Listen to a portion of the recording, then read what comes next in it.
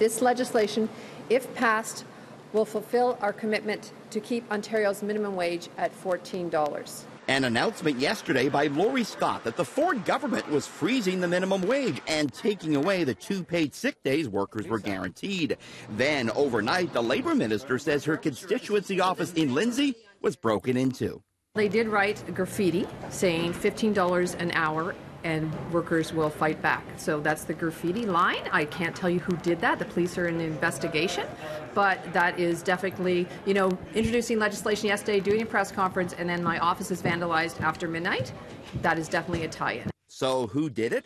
Todd Smith, the government House leader, seemed quick to draw a connection between the vandalism and a group called 15 for Fairness, who's been campaigning Stand up! For a higher minimum wage. When the group was here yesterday, I mean, they made it very clear that they were saying that Premier Ford was an enemy of workers, and when asked what kind of action he was going to be calling for, he said, stay tuned, and then we see this kind of activity happening. Did you guys have anything to do with the vandalism for the minister's office? We did not organize any such thing. We have been completely clear and transparent. Did you have any knowledge of it?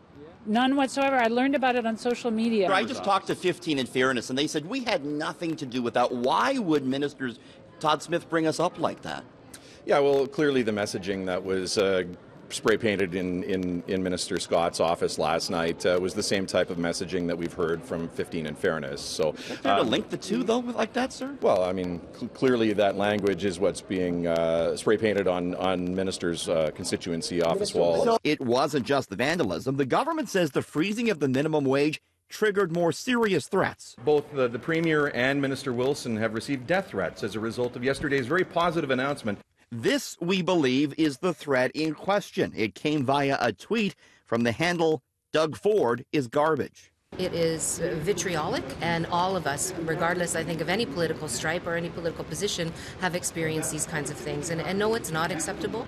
The government seems to think there could be more of this, saying it knows there will be sensitive times ahead. But clearly, the freezing of the minimum wage struck a nerve among some.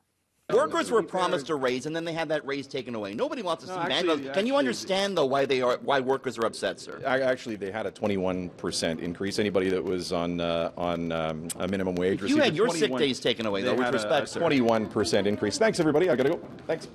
The Premier's office is dark today, and that's because Doug Ford is up in Northern Ontario for an event. He did release a written statement condemning the vandalism and indicating that the OPP is investigating. At Queen's Park, Richard Southern, City News.